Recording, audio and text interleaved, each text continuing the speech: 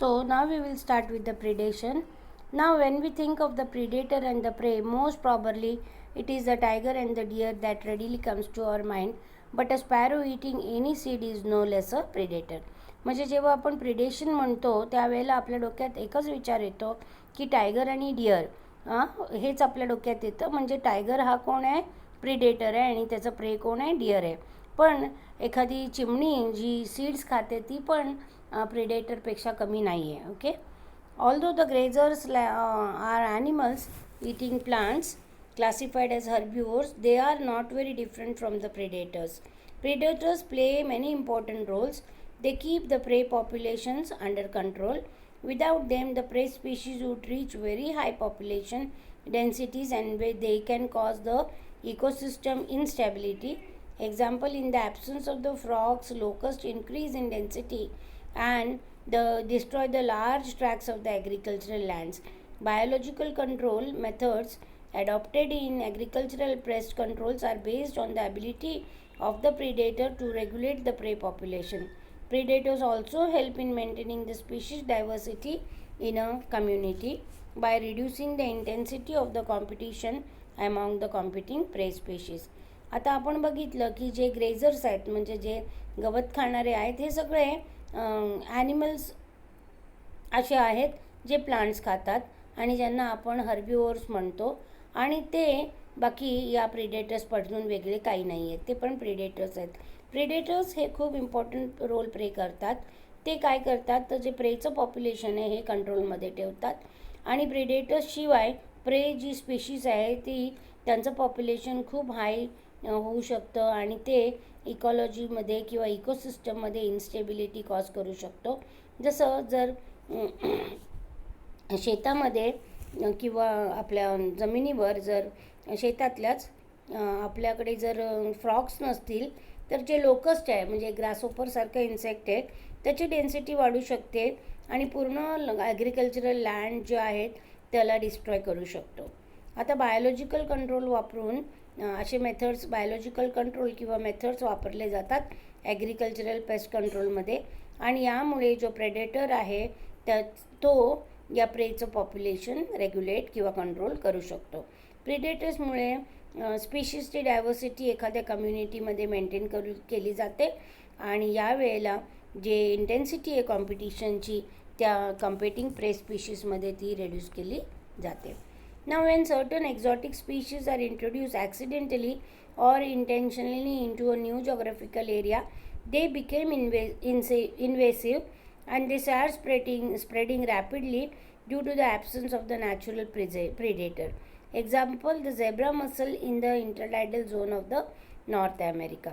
Okay, जेव्हा काही exotic species म्हणजे आपल्या इंडियन किंवा आपल्या कंट्रीमधले ओरिजिन नाही आहेत ते बाहेरून जेव्हा ते ॲक्सिडेंटली किंवा इंटेन्शनली आपल्या त्या एखाद्या न्यू जॉग्राफिकल एरियामध्ये जेव्हा इंट्रोड्यूस केले जातात त्यामुळे त्यावेळेला ते इतके इन्व्हेसिव्ह होतात म्हणजे इथे ते राहतात आणि एवढे लवकर रॅपिडली स्प्रेड व्हायला लागतात कारण त्यांना नॅचरल प्रेडेटर नसतो त्यामुळे त्याची संख्या खूप जास्त व्हायला लागते. जसं example zebra mussels in the north अमेरिकामधलं जे इंटरडायनल झोन आहे तिथं झेब्रा मसल्स म्हणजे झेब्रा नाही आहे मसल्स म्हणजे काय सांगता येईल तुम्हाला जे शिंपे आहेत किंवा शिंपले आहेत तशी एक जाते आहे ती. Okay, name the invasive species of plants and animals in India. Okay, so तुम्हाला इन्व्हेसिव्ह स्पीशीज प्लांट्सचे आणि ॲनिमल्सचे हे काढायचे शोधून. ओके, इंटरनेट वापरून हे करू शकता तुम्ही. Then if a predator over exploits its prey then the prey might become extinct and following it the predator will also become extinct for lack of food. This is the reason why predators in nature are prudent. Okay, म्हणजे जर प्रिडेटरनी प्रेला exploit केलं तर म्हणजेच काय प्रेला खूप संपवलं तर प्रे जे आहे ते एक्सटिंक्ट होऊ शकतो आणि जर असं झालं तर प्रिडेटर पण एक्सटिंक्ट होऊ शकतो कारण त्याला जेवण मिळणार नाही आणि म्हणून असा रिझन आहे नेचरमध्ये. या रिझनसाठी प्रिडेटर आहे यांना प्रुडंट राहायला लागतं. Okay, prey species they have evolved various defences to reduce the impact of predation. It is a kind of evolutionary arms race, and for better camouflage, for concealment, faster rate for escape, or for the prey, and the predator has to counter this by its own means. Some species of insects and frogs are cryptically colored, that is they can camouflage to avoid being detected easily. आता हा जो प्रे आहे त्याच्यामध्ये पण काही defences त्यांनी evolve केलेले आहेत जेणेकरून तो पकडला जाणार नाही प्रेडिटरकडनं, आणि यालाच म्हणतात एक इव्हॉल्युशनरी आर्म्स रेस. ओके. आता पहिल्यांदा काय करतात, समजा आता डिअर आहे आणि एक लायन आहे, तर डिअरची जी बॉडी आहे त्याच्यावर असे पिगमेंट्स किंवा असे कलरेशन असते का तो त्या झाडीमध्ये म्हणजे जे पिवळं रान आहे त्याच्यामध्ये तो बरोबर कॅमोफ्लॅज होतो, म्हणजे त्याच्याकडे कन्सिलमेंट होतं, म्हणजे तो त्या लायनला तो दिसत नाही, कारण आजूबाजूचं जे त्याचं एन्व्हायरमेंट आहे तिथे तो स्वतःच्या तसं त्याला त्याचे संगती असतात की जेणेकरून तो कॅमोफ्लॅज होतो. त्यानंतर त्याची जी स्पीड आहे एस्केप करण्यासाठी ती खूप जास्त असते, आणि हा जो प्रिडेटर आहे त्याला त्याच्या स्वतःच्या काही मीन्सनी किंवा कुठल्या तरी आधाराने त्याला ती कॉम्पन्सेट करावी लागते किंवा त्याला पण तेवढ्या जोरात पळावं लागतं. काही जे इन्सेक्ट्सचे स्पीशीज आहेत, काही फ्रॉक्सचे आहेत, ते इझिली डिटेक्ट होऊ नये एन्व्हायरमेंटमध्ये म्हणून ते क्रिप्टिकली कलर्ड असतात किंवा ते कॉमोफ्लॉज्ड असतात. आपल्याला माहिती आहे जो फ्रॉग आहे आपल्या शेतामध्ये मिळतो त्याचा कलर जो आहे ऑलिव्ह ग्रीन असतो किंवा ब्लॅकिश ऑलिव्ह ग्रीन म्हणता येईल तो, त्या किंवा yellowish green also sometimes. Okay. So असा जो असतो की जो जिथे तो राहतो म्हणजे शेतामध्ये जे ग्रीन आहे किंवा येल्लो जे झाडं झालेली आहेत, ओके, त्यांच्याबरोबर तो बरोबर मॅच होतो किंवा कॅमोफ्लॅज होतो.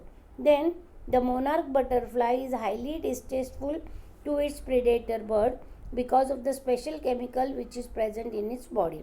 Interestingly, the butterfly acquires this chemical during its caterpillar stage by feeding on a poisonous weed. आता हा जो मोनार्च बटरफ्लाय आहे, हा बटरफ्लाय तुम्ही येल्लो आणि ब्लॅकवाला हा ॲडल्ट मोनार्च बटरफ्लाय आहे, तुम्ही खूप वेळा हा पाहिलेला असेल. ओके.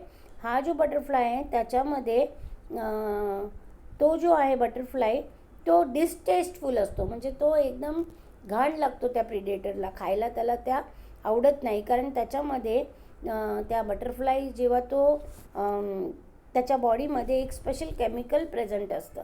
ओके. त्या केमिकलच्या वासाने तो त्या दुसऱ्या बर्ड्सला तो आवडत नाही. ओके. आणि बटरफ्लाय हा जो जेव्हा कॅटरपिलर्स तो आळी जेव्हा असतो बटरफ्लाय आळीच्या स्टेजमध्ये जेव्हा असतो त्यावेळेला त्याच्यामध्ये तो आळी जी आहे एक तणस किंवा एक वीड खाते जी पॉयझनस आहे, आणि त्याच्यामुळे तो बटरफ्लाय जेव्हा तयार होतो त्याला तो एक डिस्टेस्टफुल त्याची टेस्ट तयार होते, आणि त्यामुळे त्याला कोणीच म्हणजे बर्ड्स खायला तयार होत नाहीत, आणि अशी त्यांच्याकडे कॅमोफ्लॅजिंग टेक्निक्स असतात. Okay. Now for plants, the herbivores are the predators. Plants therefore they have evolved variety of morphological and chemical defences against the herbivores. आता प्लांट्ससाठी जे हर्बिवोर्स आहेत ॲक्च्युली ते प्रिडेटर्स आहेत. ओके. म्हणजेच प्लांट्समध्ये मॉर्फोलॉजिकल आणि केमिकल डिफेन्सेस या हर्बिवोर्स त्यांना खाऊ नये म्हणून तयार झालेले असतात. Now thorns in acacia and cactus are the most common morphological means of defence.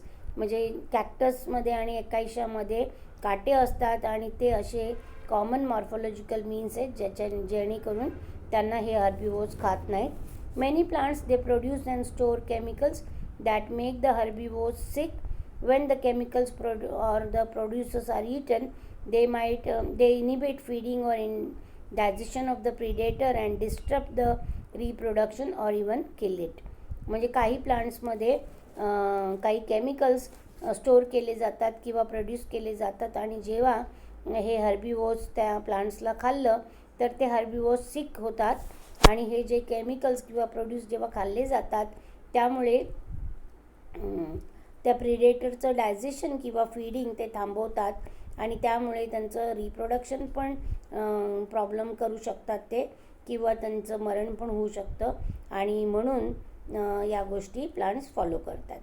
Calotropis growing in the abandoned fields produces highly poisonous cardiac glycosides, and that is why you never see any cattle or goat browsing on it.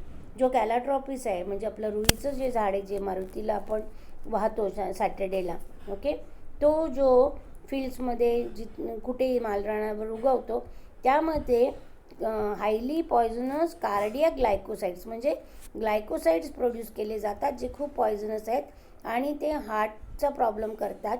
आणि म्हणून कुठलेच animal आपण कधीच बघित नाही का या रुईच्या झाडावर रुईचं झाड खातात. Okay, a wide variety of the chemical substances that we extract from plants on a commercial scale, that is nicotine, caffeine, quinine, then strychnine, opium, etc. They are secondary metabolites which are produced by them actually as defenses against the grazers and browsers. काही chemical substances आहेत जे आपण extract करतो प्लांट्समध्ये commercial स्केलमध्ये, जसं nicotine आहे, caffeine आहे, क्विनाईन आहे, स्ट्रेचिनिन आहे, ओपियम आहे. हे सेकंडरी मेटाबोलाइट्स आहेत ज्याच्यानी ते प्लांट्स प्रोड्यूस करतात. आणि ॲक्च्युली हे त्या प्लांट्ससाठी डिफेन्स मेकॅनिझम आहे, कारण त्या प्लांट्सला म्हणून हे ग्रेझर्स आणि ब्राउझर्स खात नाहीत. Okay, now the last one is the commensalism that I will discuss it in the next lecture.